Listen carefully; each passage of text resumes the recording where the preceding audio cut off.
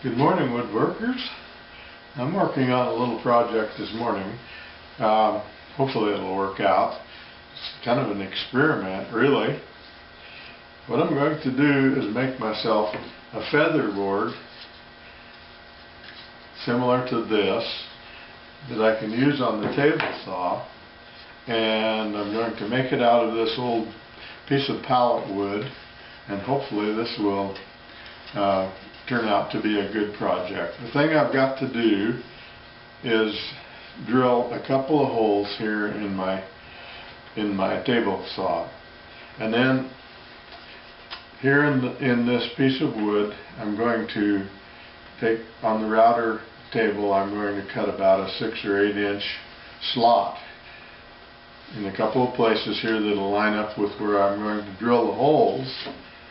But what I believe my table is thick enough so that I can drill and tap these holes, and that way I can just have a thumb screw on this board, set it down here and screw it in, have a washer behind it so it'll hold securely, and then I can slide this back and forth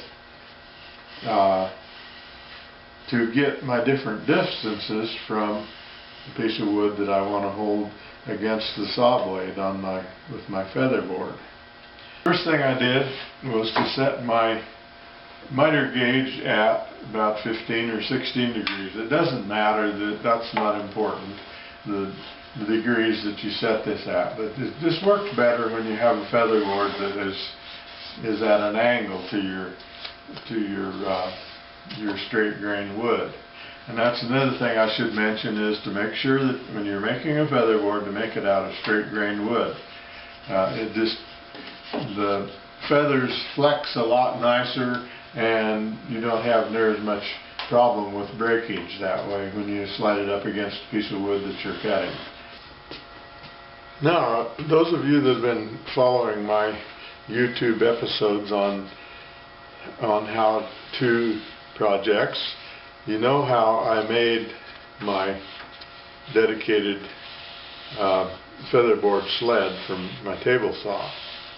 And basically it's pretty simple. I have just put a dado slide on the bottom of this piece of scrap wood that I salvaged somewhere, and I took a little piece of plumber's tape and I fastened it into the wood here with a couple of screws. And I've got I decided how wide I needed to be here, and where I positioned my little L-shaped piece of plumber's tape. Then I've got a little square here that I bring up against it. And to begin with, to make the first cut, you see I've got a little slot cut right here. That straddles the little piece of plumber's tape that I've got here, and then you line it up where it's nice and flush, and then you take your piece of wood, lay it flat against the T-square to make your first cut. And then, of course, you cut back here 3 inches to a line, and I've got it, this angle is 16 degrees, the same as what the one is on the bottom.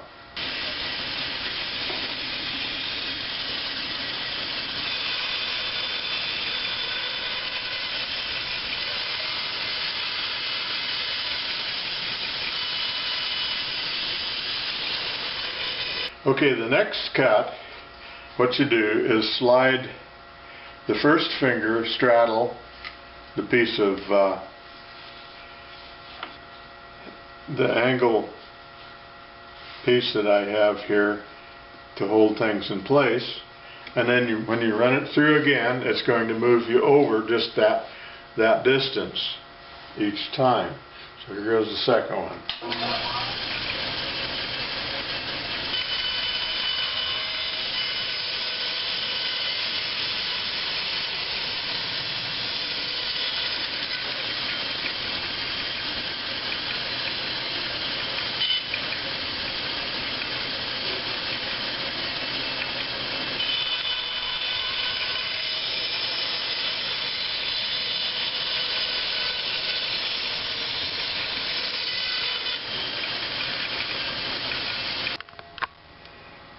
There's the finished product for the fingers. Now I'll do the routering on it, and then we'll get back to the table saw. Okay, I've got the two slots cut here where I'm going to anchor this into the top of the table. And I've got this end lined up with this side of the blade, so that I know where to start my first hole. And the other thing that I've done is on the table saw I've scribed a line along here where so that I can line this up with the line. The other thing, I had to look underneath the table to determine where the ribs were, so that I wouldn't be running into the ribs when I drilled the hole. And so I had to stay back from the edge of the table so that I wouldn't hit this rib that's right under here. So I can drill my hole here, and hopefully I can tap that, and I'll drill the other hole right on the line, right approximately here, and there's no ribbing right in that point. So I should be able to drill 2 1/4-inch holes there, undersized, so that I can tap it into the cast table saw. And then with the bolt down through here, I can slide it back this way if I want to have something that's about 4 inches wide. 6 inches, first I said I was going to do 6 inches here. That's too long. So I went ahead with 4 inch. That'll be plenty of room here. Anything that's that wide, you've got plenty of capability of holding it down, so it's not going to drift. But for now, this is what I decided to do. The other thing I decided was that softwood is a little bit too soft, like pine. I think this is southern pine, and it's too soft, and so it wants to splinter, which isn't good. You don't want a really hard wood, because then your feathers aren't going to give enough when your project is sliding past the end of the feathers.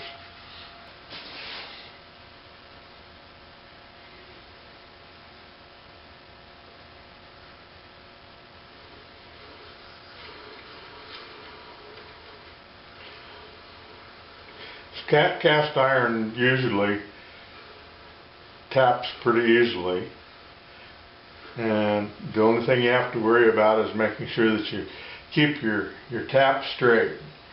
And it doesn't have to be absolute perfect, but take a block of wood, you know, that's got square end on it, put it up against your tap, and it'll give you a pretty good indication of what a square straight hole is going to be.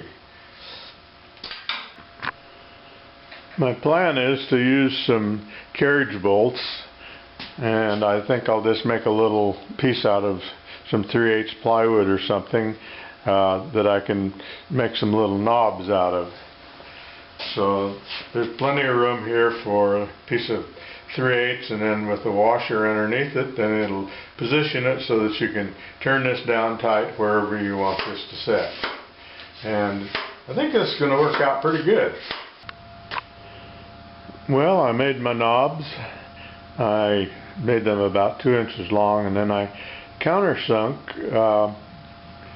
the heads of the 1/4-inch carriage bolts down in, and then I'll stick some epoxy up there in the hole to hold the carriage bolts in position.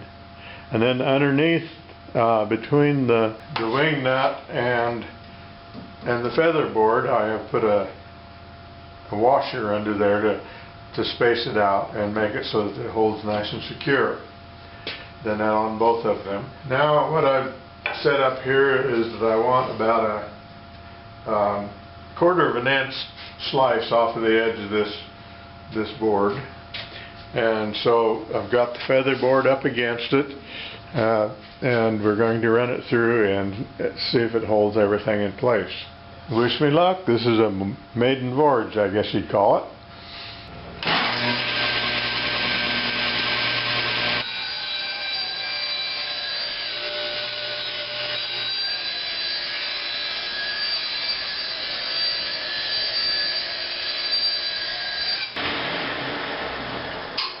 Came out real nice. I think that's going to work. Okay, this kind of a short impromptu little video that I made here, and I wasn't sure what I was going to do today, but this is what I ended up doing. I have been wanting to do something like this for a long time. Usually I take a clamp or something and clamp it to the table where I want it, and I have to stick a block of wood underneath here because there's a lip on the bottom, and then I have to take another stick and set it here like this, and then clamp it back here on the back of the table to keep the thing from swinging around. So I'm going to enjoy this little addition. All I've got left to do on it then is I'll drill a hole here in the end where I can hang it up real handy here next to the table saw, and it'll be right there the next time I want to use it.